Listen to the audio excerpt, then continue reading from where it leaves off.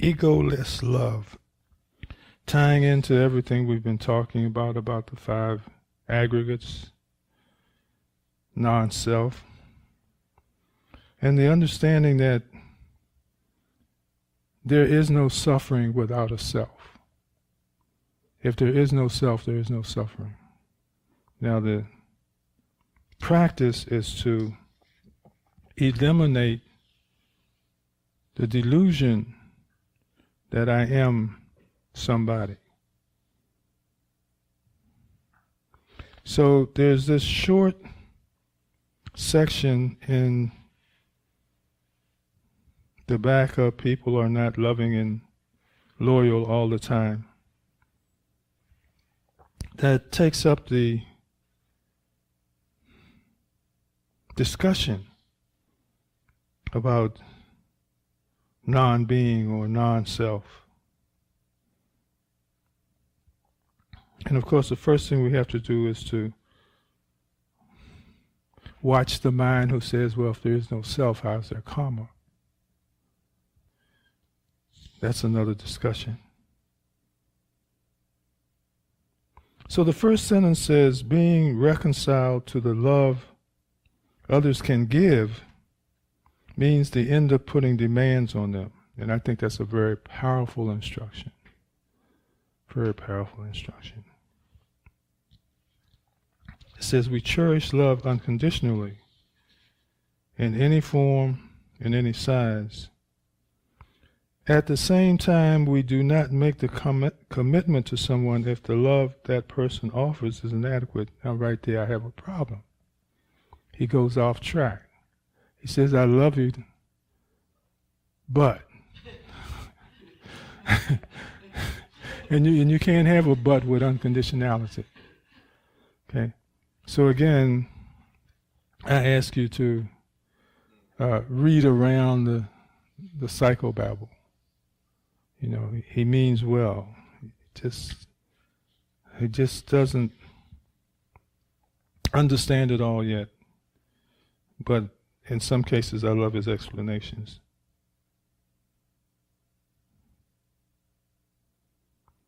So he goes on to say, we do appreciate it when we have been given the best a person can offer. That's beautiful.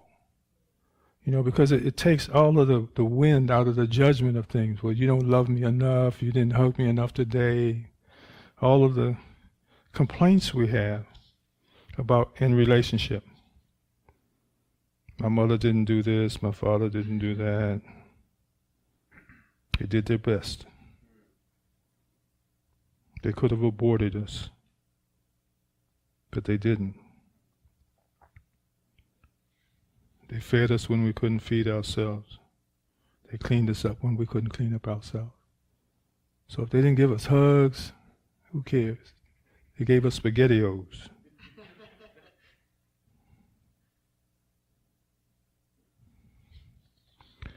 It says,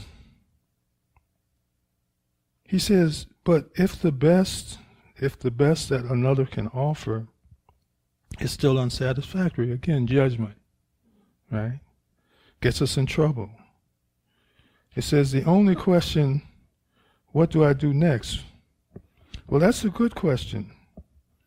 But to deem a person's efforts as unsatisfactory is, in my opinion, not appropriate. The game plan, and he, further on in the book, he talks about things like loving kindness, meditation, and Tonglen. And these all imply that we are willing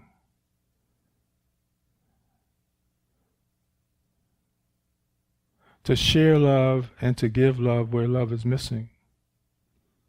And not to question why it's missing, but just to give it. One of the benefits that I'm aware of in sharing this space with Pannadipa is that when she hears that someone's in trouble, it doesn't matter what that person did to her last week or last month or said or spread or whatever. she's right there with an agenda of how to help, you know, right there with an agenda. And what I've noticed in myself is I don't seek revenge on the person who does something bad. I don't hate the person who does something bad, but I don't forget that the person did something bad. Where she, you know, she gives no thought to what happened in the past. She says, well, this person needs this, what do you think? And I've always said, well, I remember when they did this, and I don't think we should do this. But she flows forward with it anyway. She asks me, but she doesn't listen to me, which is a great lesson for me, because it's truly a lesson about love. What I am being reminded of is the fact that who I am today, or what I am today, is not what I was. And of course, there are people who can criticize me for the way I used to be, right? And so being reminded that I have changed also reminds me that others can change too. Not that they do, or not that they should, but that they can. So that's the thing to keep in mind. It says our spiritual practices have a direct impact on the possibility of our showing love in relationships in an adult way. Mindfulness helps us practice attention, acceptance, and allowing. And loving kindness helps us to show affection and appreciation. He calls these the 5 A's. And it says, as a spiritual practice, ask yourself about the signs that your love for someone is truly unconditional. Now, I have many problems with where his head is in this book, but one of them is, if I'm talking about unconditional love, I'm not talking about someone. I'm talking about everyone. You know, so if I love you because you're special to me, you're my partner, or we're in a relationship, you're my sister, that's not unconditional love. That's conditional because you are who you are. Like I say, he does his best. He does good. I really appreciate the book. So let's go down the list. Let's just read one at a time and see how it sits in your mind, or whether it does or not, or whether it meets your approval. I don't know. It says you feel a sense of connectedness with the other that endures and cannot be supplanted no matter what.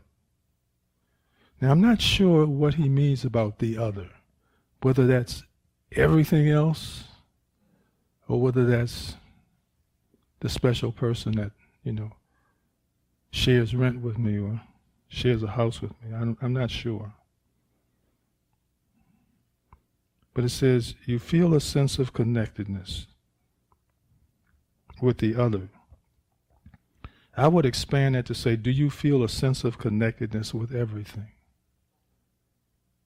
So that's the question. Think about that for a moment. Do you feel a sense of connectedness with everything? Do you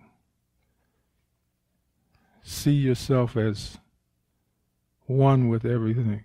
And of course, if you see yourself, then you can't be one with everything. So you've got to see the oneness of everything without yourself being there, without yourself being in the equation. So do you see that? Do you see that sense of oneness with all? Connection with all? If you don't, you will find it very difficult to love unconditionally, because there will be separation. Okay. Can everyone get that picture?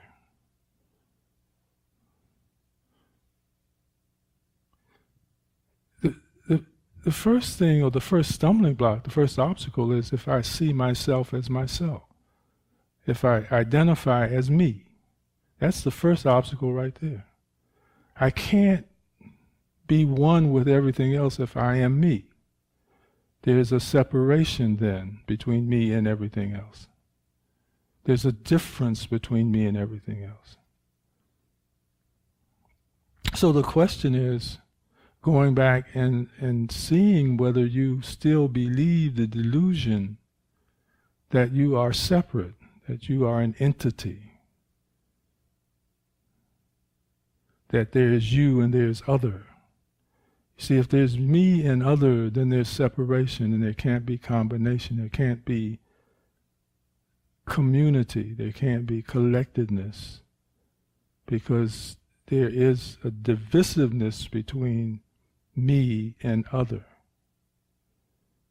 We can have a partnership, but we can't have oneness, because there's me and I'm different, and you, which is the other, and you're different, and we can get close together, we can rub elbows, we can touch shoulders, but we cannot be one. Okay. Well, first of all, that's great to set the intention. But what do you do when you find yourself not agreeing with your intention? How quickly do you make that adjustment and go, whoa, wait a minute, I promised today that I was going to... Sometimes fast, sometimes not so fast. Okay, all right, I'll be okay with that. The third one is you act kindly, at times even anonymously, with no expectation of anything in return. I think that's a powerful one to remind ourselves of right there. You are no longer pushed or arrested by fears of closeness or distance with the other. Again, this is the assumption of an I. You do not engage in ego competitiveness or aggression, actively or passively. Now that's one we can work with.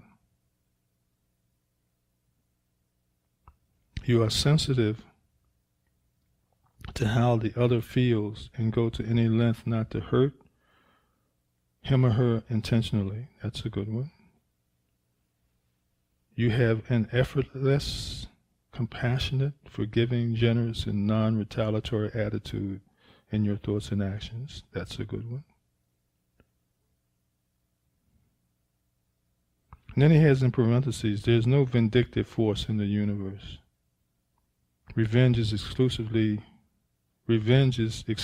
to humanity.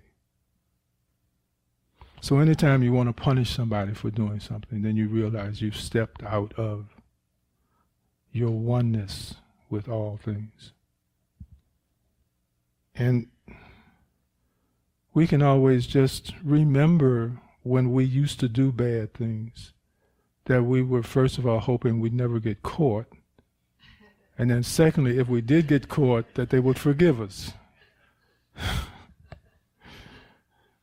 So again, do unto others as you'd have them do unto you. Now, one of the things that this book explores is the conditions in reality that cannot be changed because they're present and stable as a part of reality.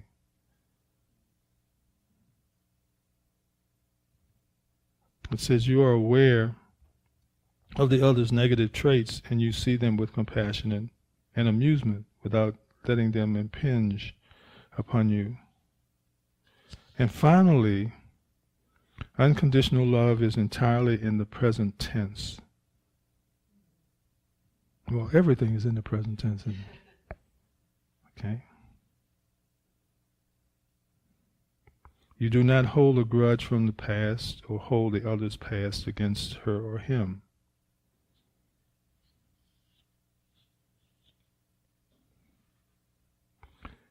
So his footnote says,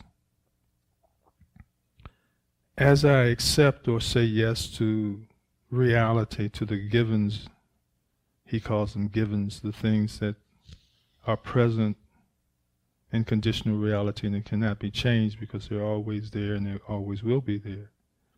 May I find love and abundance in myself and others, and may I always remain loving to others no matter how disloyal they are to me. And that's a great guideline. It's tough. Like Bobby says, it's hard to work with sometimes because that guy just doesn't deserve it, you know. They just did something. But those are the things we have to get over. Those are the things we have to move past. I'm just talking about the ordinary folk now. I'm not talking about you special guys who've never done anything bad, never done anything wrong, never needed to say I'm sorry or ask for forgiveness. I'm not talking about you. I'm talking about me and average Joes like me who stepped on a lot of toes as they tried to figure out life, tried to work with life, you know. And part of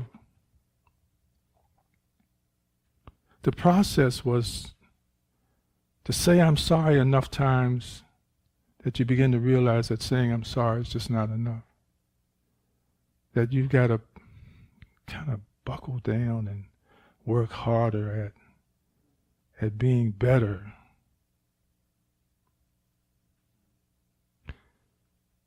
Going back now to this whole thing about oneness, you know, all things being one thing. But as long as you don't work hard at the flavor of community, the intent of this oneness, you're a cancer. You know, because the oneness is perfect.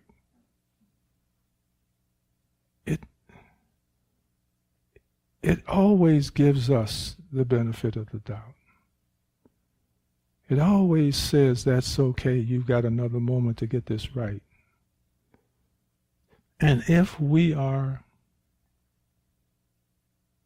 inclined to participate in this community, then this is the love that we have to bring.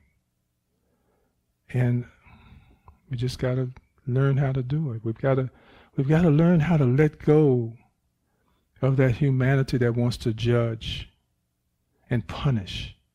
You know, because you did wrong, you did bad. I mean, we grew up with punishment. If we did wrong, we got punished. If we did good, we got rewarded.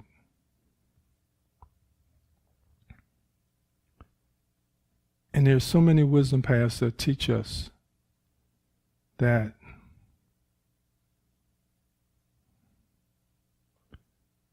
you're perfect. And that you get love because there's love to get, not because you earned it. And if I can remember all of the breaks that I got, all of the love that I got in spite of my imperfection, this helps me to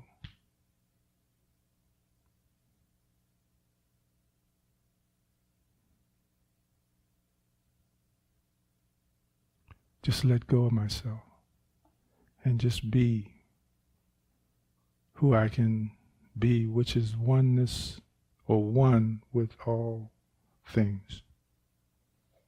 Okay. So, let's meditate. Let's do our mind training.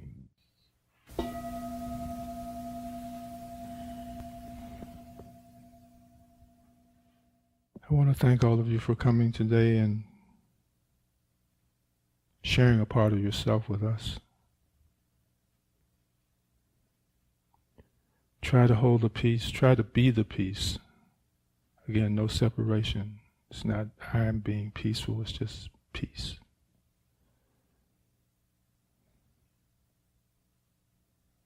Smile at a stranger. May all beings be liberated from suffering. May we be well. May we be happy. May we be peaceful. Also, I want you to think about the 5 aggregates of clinging. This helps with the breaking down of an idea of an individual self. These 5 aggregates are form, feeling, perception, thought, and sense consciousness. And either one of those that still convince you that you are you, give that some consideration. Because you're not any of those things. Those things are just wrapped around you, but you are not any of those things. Sure. Form, body, feeling, perception, thought, and sense consciousness. Most places you'll find have just consciousness, but that causes confusion, in my opinion. Because what I do is I use the word awareness as opposed to consciousness as the thing to identify with. That in all of those concepts that we've talked about, form and perception and thought and feeling and sense consciousness, there is a background awareness of all of those things. You know, who is it, as soon as you make that mistake, who is it that is aware that my eyes are closed and I'm meditating? That awareness is what we're talking about, that pure awareness, that thing that you access, that you become, because you cannot take you with you when you go to those spaces. Okay. Have a great day. Thank you so much.